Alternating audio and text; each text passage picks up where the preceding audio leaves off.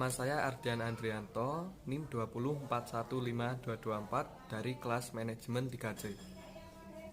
Perkenalkan, nama saya Bayu Dwi Firmansyah, NIM 204152245 dari kelas manajemen 3C. Halo, perkenalkan nama saya Esti Friska Aryani, NIM 204152241 dari manajemen 3C.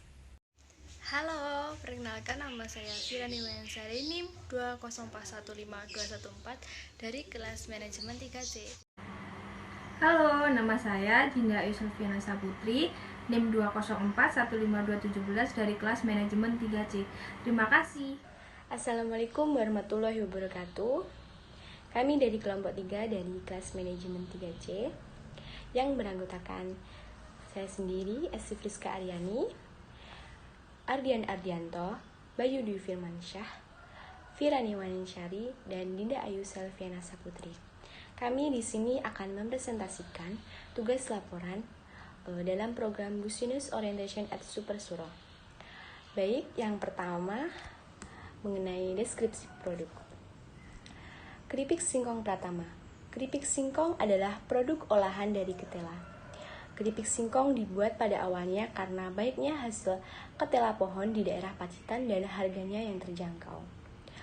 Tidak hanya itu, keripik singkong dibuat agar bisa bertahan lama dan dibawa keluar daerah untuk oleh-oleh khas Pacitan dan bisa sebagai camilan atau makanan ringan yang bisa dinikmati oleh semua kalangan masyarakat. Selain itu, keripik singkong Pratama juga menyediakan 2 varian rasa, yaitu pedas dan gurih. Bahan baku yang digunakan adalah ketela jinten dan ketela ketan. Karena ketela jenis ini lebih memiliki rasa gurih dan tidak keras. Tentunya, bahan yang digunakan adalah ketela yang memiliki kualitas bagus dan masih baru yang setiap harinya dipasok oleh petani ketela yang ada di daerah Pacitan. Selanjutnya akan diteruskan oleh rekan saya, Dinda Ayu. Saya Dinda Ayu Selviana Saputri. Di sini saya akan melanjutkan presentasi dari rekan saya. Saya akan membacakan deskripsi mitra. Jajanan khas Pacitan Pratama.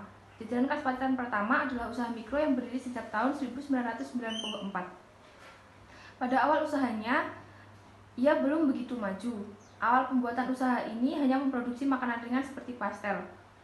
Namun seiring berjalannya dengan waktu, yaitu pada tahun 2008, usaha ini memproduksi berbagai macam olahan makanan ringan, yaitu keripik, seperti keripik talas, keripik ubi madu, keripik singkong, keripik pisang, dan masih banyak lagi. Pada tahun 2008, usaha ini hanya dijalankan oleh 1 karyawan karena pemasaran yang masih terbatas. Sedangkan pada saat ini sudah memiliki 4 karyawan karena penjualan dan pemasaran yang perlahan berjalan dengan baik. Saat ini, usaha jajanan khas Pacitan Pratama sudah sedikit berkembang dibanding dengan tahun sebelumnya. Jajanan khas Pacitan Pratama saat ini sudah bisa didapatkan di kios oleh-oleh khas Pacitan dan minimarket terdekat. Selanjutnya saya akan membacakan tentang modal usaha. Modal usaha diperoleh dari modal sendiri. Salah satu kelebihan modal sendiri adalah yang pertama, tidak ada biaya seperti biaya bunga atau biaya administrasi sehingga tidak menjadi beban perusahaan. Yang kedua, tidak tergantung pada pihak lain, artinya perolehan dana diperoleh dari setoran pemilik modal. Yang ketiga, tidak memerlukan persyaratan yang rumit dan memakan waktu yang relatif lama. Dan yang terakhir, tidak ada keharusan pengembalian modal, artinya yang ditanamkan pemilik akan tertanam lama dan tidak ada masalah seandainya pemilik modal mau mengalihkan ke pihak yang lainnya. Sekian dari saya, selanjutnya akan dilanjutkan oleh rekan saya. Terima kasih.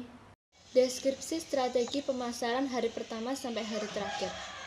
Untuk memenangkan persaingan pasar secara berkesinambungan, tentunya harus ada strategi pemasaran. Begitu juga dengan penjualan keripik singkong kami lakukan, ada strategi yang kami jalankan. Semakin hari semakin kami tingkatkan strategi pemasaran produk kami. Ya, meskipun kemajuan itu kecil dan sedikit, tetapi itu tetap sebuah kemajuan dan merupakan suatu pembelajaran yang baik. Karena kami belum tahu begitu banyak tentang dunia pemasaran dan strateginya. Berikut ini strategi pemasaran produk kami mulai hari pertama sampai hari terakhir. Hari pertama, kami memasarkan produk menggunakan aplikasi WhatsApp diberi gambar, caption yang dipakai anak muda pada umumnya, memperkenalkan produk mulai dari harga dan barang yang ready dan siap kirim.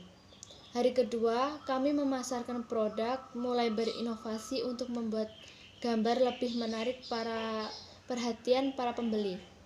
Kami mulai membuat gambar produk tertata rapi dan menambahkan warna kuning. Menurut kami, warna kuning bisa membangkitkan selera makan. Hari ketiga, kami mencoba menawarkan produk keripik singkong kami dekat sendiri teman dekat waktu lagi nongkrong, lagi ngumpul, kami bawakan dengan ketentuan harus beli sekaligus bantu teman. Nah, karena ramai dan mengambilkan cukup banyak, bisa kami jadikan peluang bisnis sekaligus pembelajaran. Hari keempat, kami mulai berpikir, siapa sih yang tidak suka promo gratis ongkir? Semua pasti suka. Akhirnya, kita tetapkan kebijakan itu, namun dengan pembelian jumlah minimal 5 pieces khusus dalam kota. Meskipun begitu, hari keempat belum begitu ramai. Mungkin hanya butuh waktu agar kebijakan itu dapat berjalan sesuai dengan tujuannya. Hari terakhir, kami mulai menerapkan sistem terima pesanan untuk acara-acara tertentu.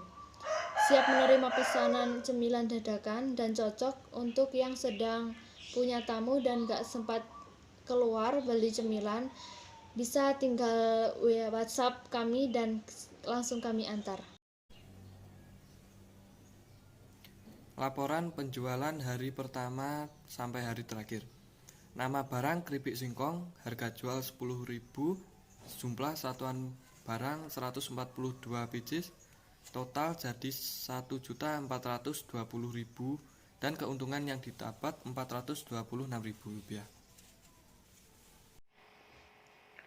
Di sini saya akan melanjutkan presentasi dari teman saya, yaitu tentang deskripsi kendala dan solusi.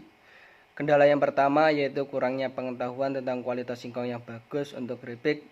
Sebelum memulai menjalankan usaha ini, pastikan sudah mengetahui sejak awal ciri-ciri singkong yang masih berkualitas dan cocok untuk dijadikan bahan keripik. Selain itu juga harus lebih pandai dalam memilih beberapa supplier singkong yang sangat berkualitas, akan tetapi perlu diingat juga harga masih tetap bersahabat agar tetap mendapatkan keuntungan lebih. Solusinya yaitu mulailah bisnis dengan cara mengenali jenis singkong yang sangat cocok untuk keripik. Yang kedua yaitu kurangnya inovasi produk.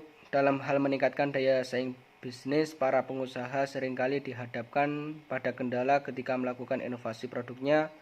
Solusinya yaitu dengan meningkatkan daya saing produk. Jadi para pelaku UMKM harus bisa lebih kreatif dan inovatif dalam memproduksi produk barangnya. Agar produk bisa dilihat banyak orang, maka harus bisa menawarkan produk secara lebih inovatif lagi dengan cara menerapkan berbagai formula bisnis atau cara produksi yang berbeda. Sekian presentasi dari kami. Apabila ada kurang lebihnya, kami mohon maaf yang sebesar-besarnya. Akhirul kalam, billahi taufiq wal hidayah. Wassalamualaikum warahmatullahi wabarakatuh.